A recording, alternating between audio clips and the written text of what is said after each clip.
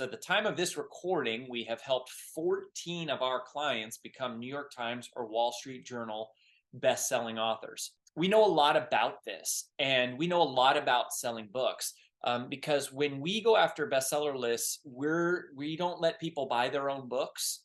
Some people would do that and just to try to hit a bestseller list. We don't do that. We teach people how to sell books, and so what I want to talk about here is a couple key things to know about how to get the book deal specifically, and then also understanding a little bit about book launches. So the very first thing, and this is what has become a famous story around Brand Builders Group, and I heard this story third person, so I don't actually know how true this story is, but I think it is true, and even if it's not, the lesson is totally accurate. And as the way the story goes, Robert Kiyosaki, who is the best-selling author of several books, but became really famous for his book Rich Dad Poor Dad, apparently was at an event one time, and this journalist came up to him, and they were in a conversation, and apparently at some point she mentioned in the conversation, she said,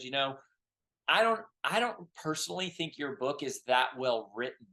And she was just kind of saying like, it's obviously you sell a lot of books, but it actually feels like it could be written better.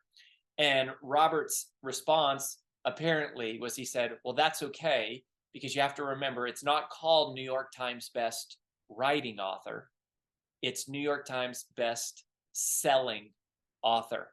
And that is an important lesson and an important point, that it's about selling books, right? Recently, I had the opportunity to co-host a mastermind of best-selling authors, and I co-hosted it with Donald Miller and Mike Michalowicz and John Ruhlin. We put this together, and we had this event, and we had, I think, about 25 best-selling authors, and you had to be a New York Times best-selling author to be in the room, or somebody who had sold hundreds of thousands of copies of a book through retail sales, so that we could track it and we could all see that it was legit. And your writing had to have personally influenced in a deep way other people who were in the group. But this was this amazing group that we came to. I posted about it on Instagram. You can go check it out if you want to read a little bit about it and see some of the highlights. But anyways, we were there and talking about the importance of this, right? And that you have to sell books because writers write, editors edit, publishers publish, distributors distribute, retailers retail, but nobody actually sells the book. Like, nobody has the job of saying, I'm going to sell this book. I'm going to make sure a lot of people buy this book. And it's really ironic that no one has that job. And so who does that job fall back on? That job falls back on you, the author, the messenger, as we refer to you as mission-driven messenger. So that falls back on you. And so that is one of the 14 classes that we teach at Brand Builders Group, right? We've got these 14 classes that make up our curriculum. One of them is called Bestseller Launch Plan. And we've taken a lot of people through that class. And we've had 14 clients become best-selling authors. Lewis Howes and Amy Porterfield and Ed Milet and Eric Thomas, E.T. the Hip Hop Preacher, Tom and Lisa Bilyeu. These are some of our more well-known names. But then we've had other clients hit the list that are more like up-and-comers. But regardless, the big epiphany, the big realization that you have to have if you want to become a best-selling author is that you have to sell. And I would say there's actually two things here. The first is realizing that becoming a best-selling author is about sales. Okay, it's not. It is also about writing, or it can be about writing. That sometimes books take off and hit the bestseller list because they're really well written and people share them around. But one of the data points that I shared with the group, this mastermind group, I'll share it with you here, because our team analyzed this piece of data, was that of all the books that have hit the New York Times bestseller list on the advice how-to list, specifically, it's a weekly list, 2023 year to date, at the time of this recording, that 98% of those books hit the bestseller list in the first week, which means, and actually I think that was for the previous 24 months, is what we looked at. So no, actually it was year to date. It was 2023 year to date. So what that means is people aren't even reading the book, right? Like when it hits the bestseller list, it's not because people have read the book. The book isn't even out yet. So those are the instant New York Times bestsellers. They happen in the first week. That's because of all the pre-sales that happen. And that's one of the big strategies that we help authors with is legitimate, ethical, incentive-based strategies to help get people excited about your book. And so you generate all the pre-sales, and all the pre-sales count on week one. And so that's why most books that hit the bestseller list hit the first week. But it sort of dispels the myth that it's about, writing a great book. Now, you should still write a great book because that's what you're doing. And that's if you want to change lives, you should write a great book. And also because over the long tail, which is really the game to play, is not just hitting a bestseller list for a week or two, but really having a perennial bestseller that sells hundreds of thousands or millions of copies. That's entirely about writing a great written book. So couple ideas there.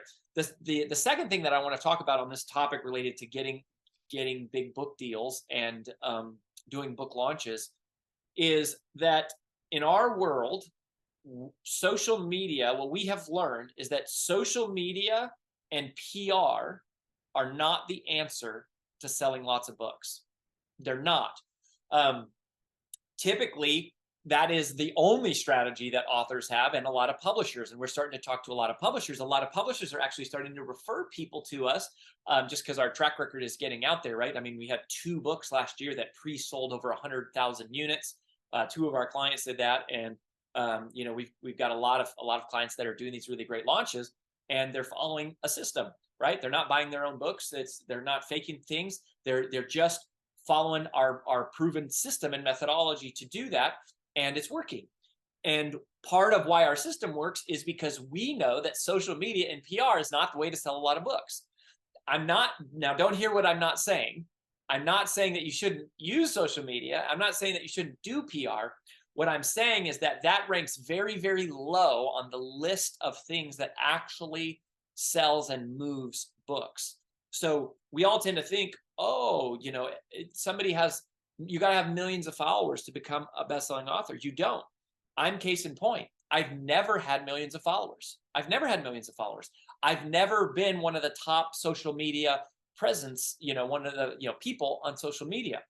So it's really more about your offline relationships. It's really what it's about, is your offline relationships. It's very difficult to get people online to just buy anything. And the same is true for PR. Right? I've been on national TV multiple times. It's a great thing. You should do it. You should try to do it. It should be a part of your strategy.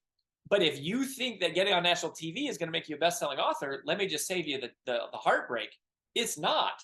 Like there are times where, crazy things happen and phenomenons take off, or if you're able to be on national TV every day for like a few weeks or something like that, if you're a celebrity and you get on every major TV show, great.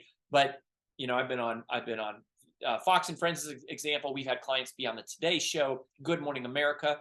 Very often we'll see that these huge national appearances, often if 1,000 books would be a lot. Like moving 1,000 books on a national TV segment would be a good number. But that's nowhere near what it takes to become a New York Times bestselling author, at least not according to our data, which is part of what our team is doing. Is we're trying to understand how many units does it take to hit the New York Times, and it takes a ton more than that. So, social media can be good, PR can be good, but the number we use, just to share it with you, is 0.001%. That's what we estimate is the percentage of somebody's audience on social media that will convert to be book buyers, which means for every 1 million followers you have, you'll sell 1,000 books. You say that again, for every 1 million followers you have, we estimate that that'll move about 1,000 books. The reason is because when you post on social, not 1 million people see it, right? The biggest problem is that it's not 1 million people who see it. If you have 1 million people, you might only have, 100,000 people see that. Of the 100,000 that see that, a very small fraction will actually consume the entire piece of content. Then a fraction of that would actually go to a page, and then a fraction of that would actually buy. And so it gets whittled down very, very quickly. Now, we do use social media. Like our clients, our private clients, we give them a 75-day like social media posting template, because you have to do it. You still have to sell books in every way possible. But social media and PR are not going to be the things that move the needle to becoming massive best-selling authors. You got to use offline mechanisms and offline relationships and live events and all of these various things that we do. So that's the second thing I want you to know about this. And then the last thing, and this has become a BBG mantra. There's a few things that we have around here that we call BBG mantras because we say them so often. And if you've been following me or AJ or our company for any amount of time, you'll hear us say things like, you're most powerfully positioned to serve the person you once were, right? That is one of our BBG mantras. That's an original quote that we have shared that has become a part of our culture. We also say, if you have diluted focus, you get diluted results. That's a BBG mantra.